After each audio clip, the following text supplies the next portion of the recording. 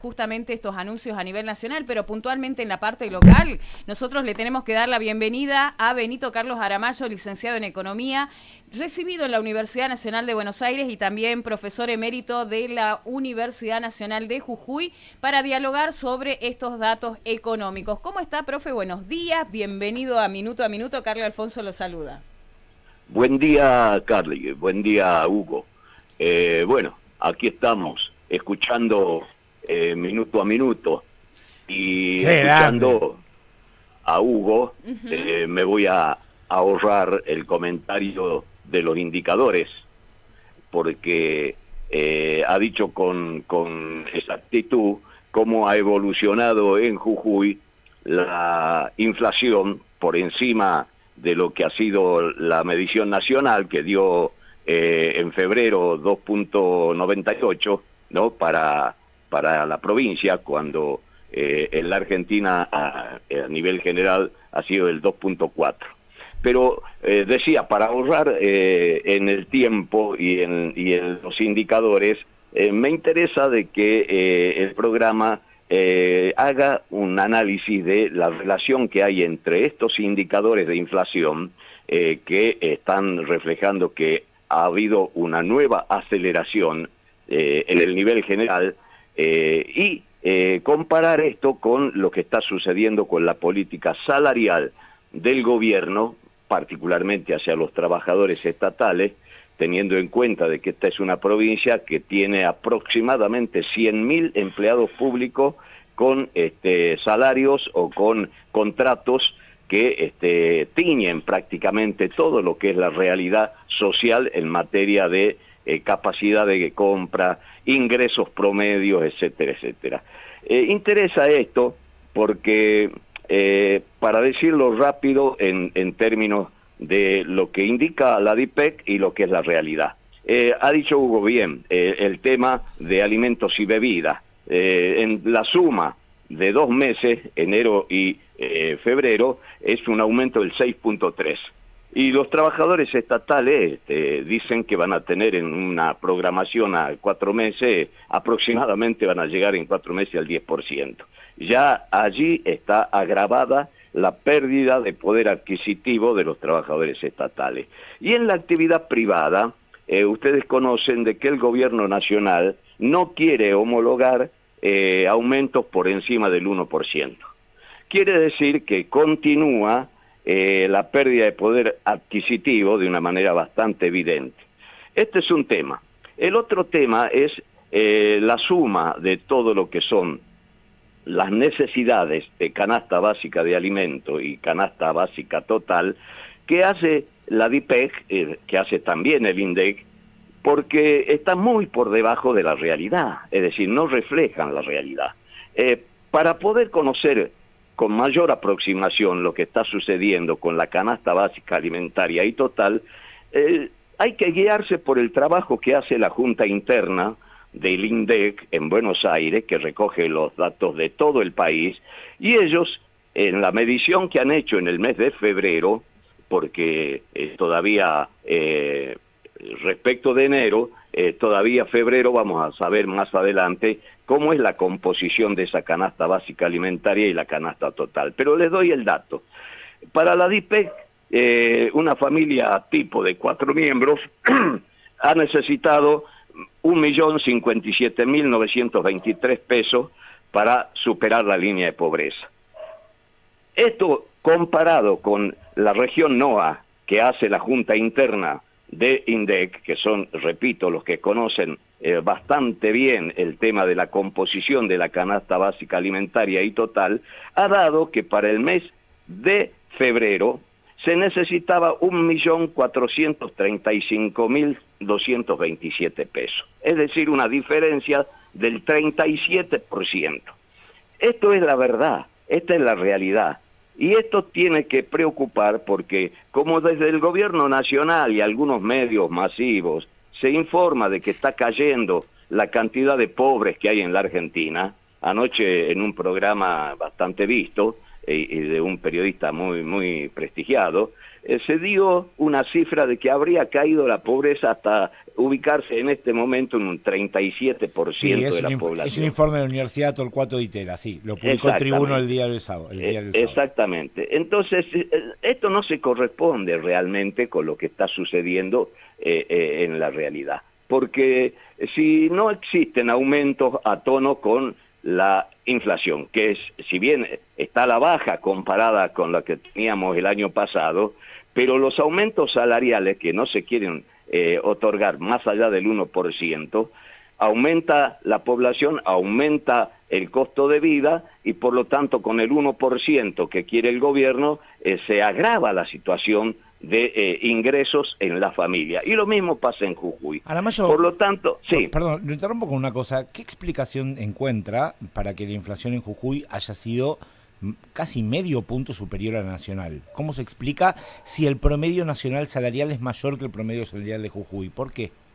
Yo creo que hay dos indicadores que están explicando qué pasa con el rubro alimentos y bebidas. Tengamos en cuenta que ha habido un aumento del 15% entre enero y febrero en la carne. Sí, escandaloso. En la carne, ¿está?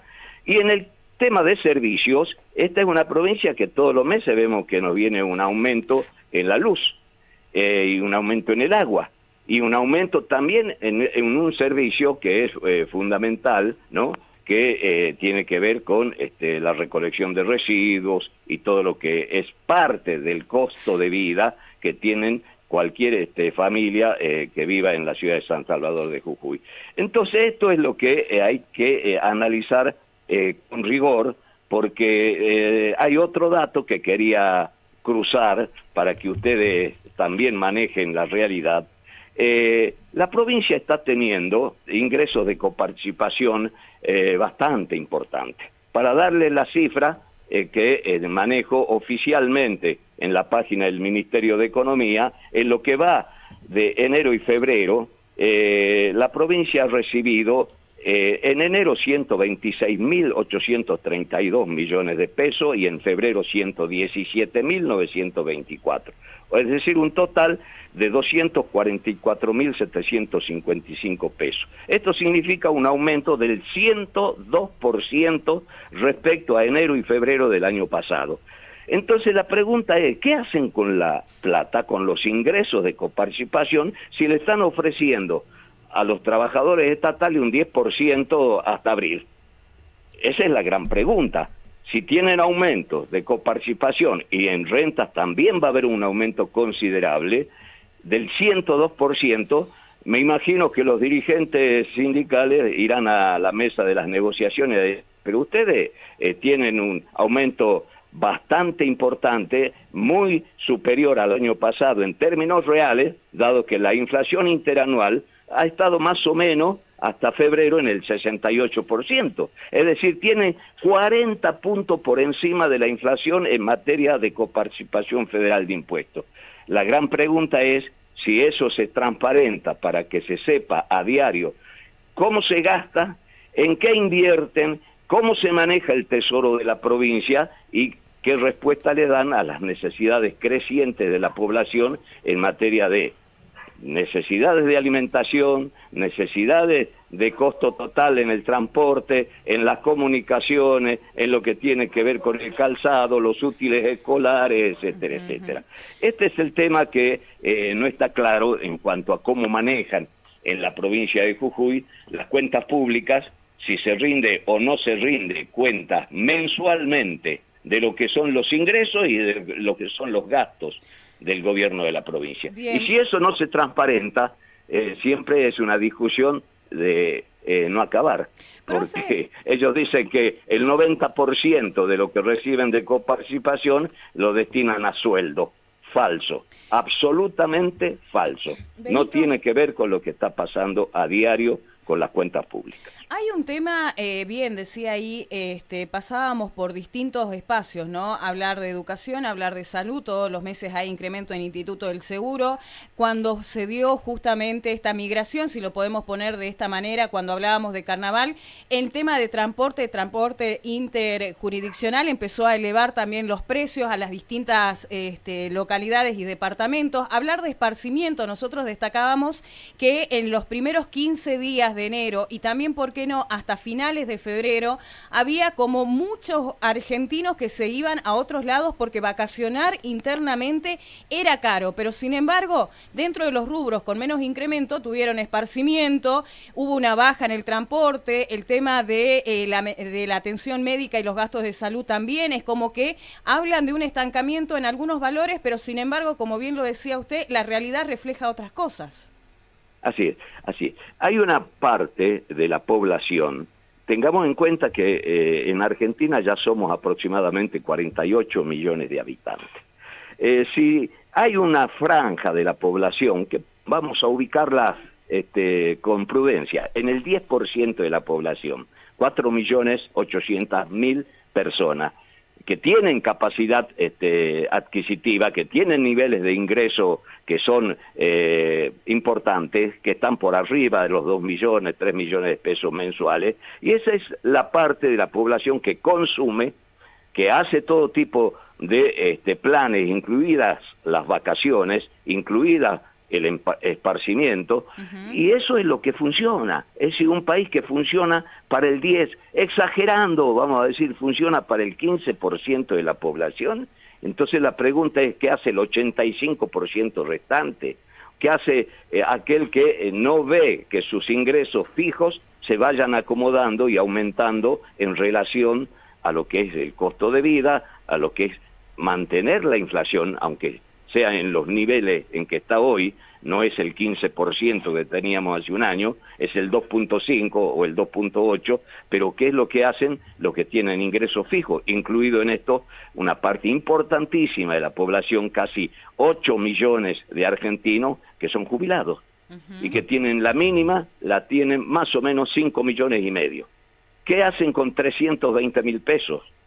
¿Cómo resuelven sus necesidades a diario quienes todavía tienen en su familia responsabilidades de alimentar, ¿no?, en la familia a los que un jubilado todavía tiene que atender él mismo?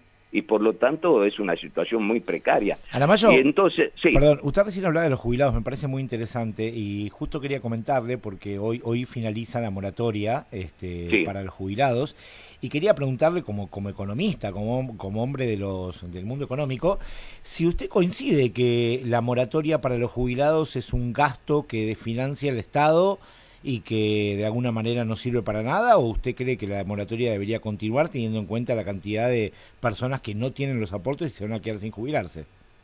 Bueno, es un tema importantísimo, porque lo que ha sucedido es que se han jubilado con la moratoria que venía de antes una cantidad importante de ciudadanos en la Argentina y que lo han hecho así porque ha habido una enorme evasión de parte de las patronales y el propio Estado con los que tiene precarizado, que no han sido aportantes al sistema jubilatorio.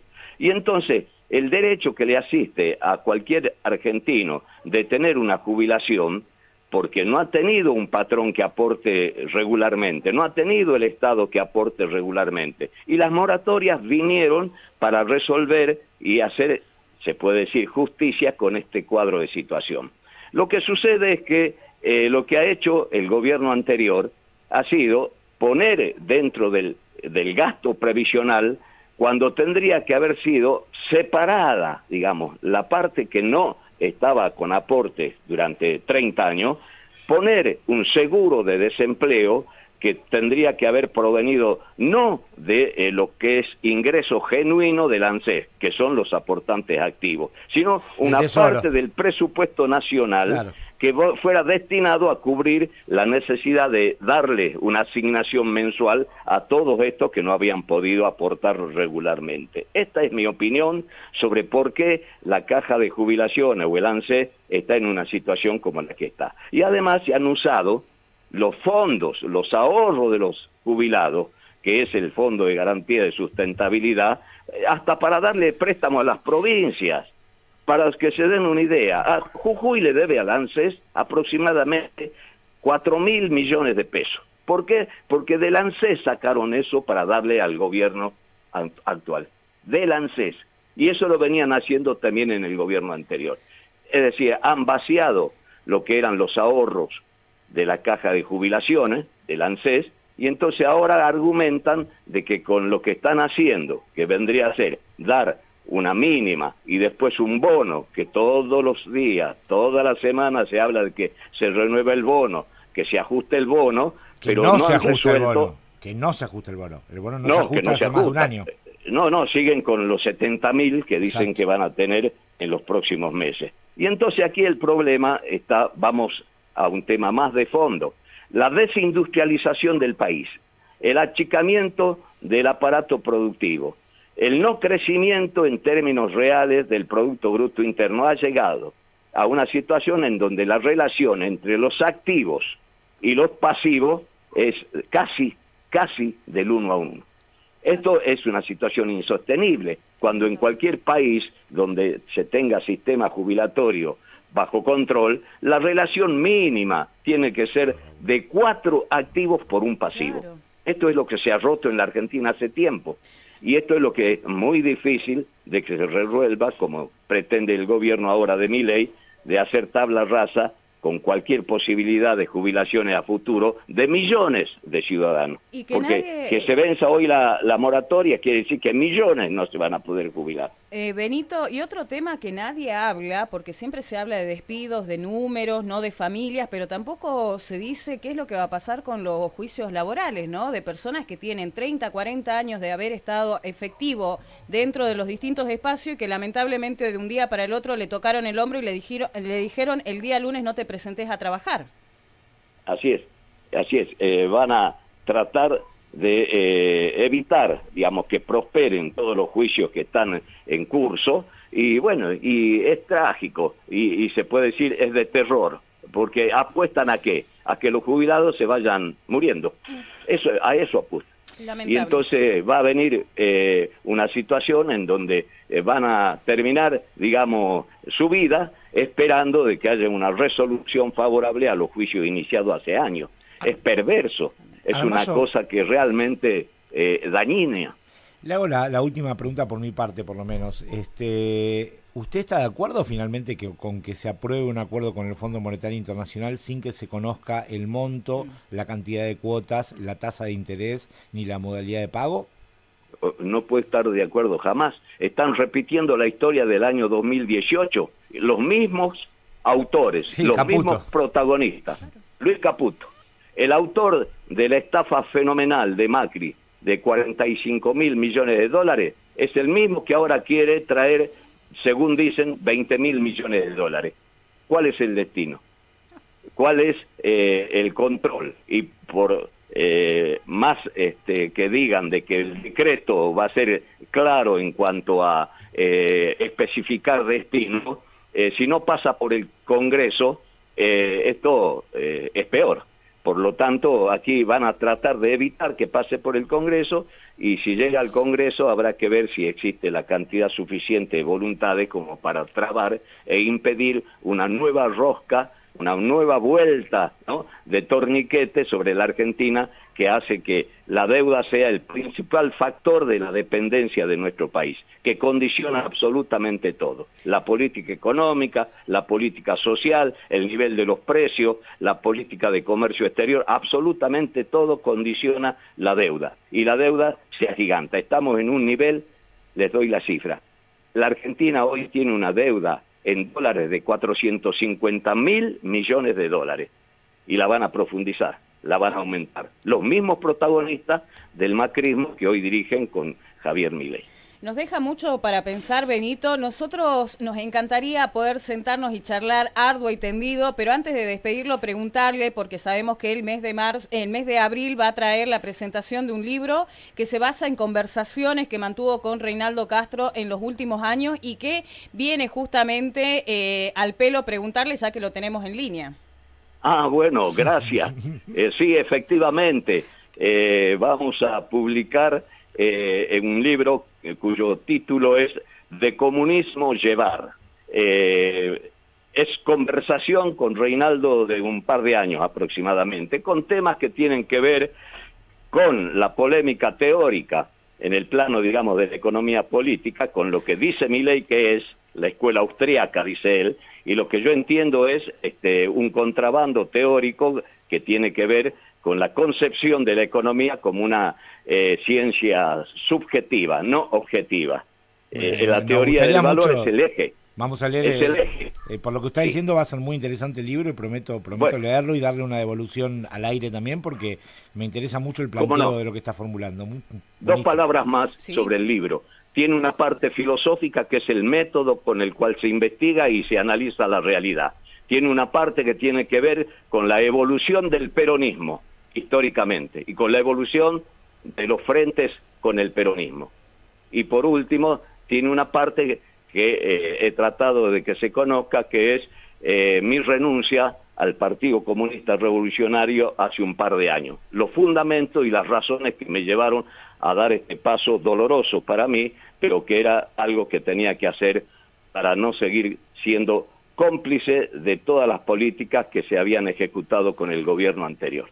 Bueno. Hasta ahí y otras cosas más tiene el libro que cuando se presente, aproximadamente en la primera quincena de abril, voy a tener el gusto de que ustedes lo conozcan, lo comenten, lo critiquen y veamos de qué manera se difunde. Va a ser un placer. Nosotros le agradecemos a usted, Benito, por darnos unos minutos de su tiempo, siempre tan claro con los conceptos, abordando distintas temáticas, y la verdad que estaremos atentos nosotros llegado el mes de abril cuando se haga el lanzamiento de este libro, y desde ya le mandamos un abrazo bien fuerte y los micrófonos de la radio para usted siempre están abiertos. Bueno, es un placer como siempre. Saludos para la audiencia. Un abrazo grande, Aramayo. Adiós. Adiós. Ahí dialogábamos con Benito Carlos Aramayo, licenciado en Economía, profesor emérito de la Universidad Nacional de Jujuy, que nos traía justamente, licenciado en Economía, su análisis de los valores que se dieron a conocer. Sí, bueno, obviamente.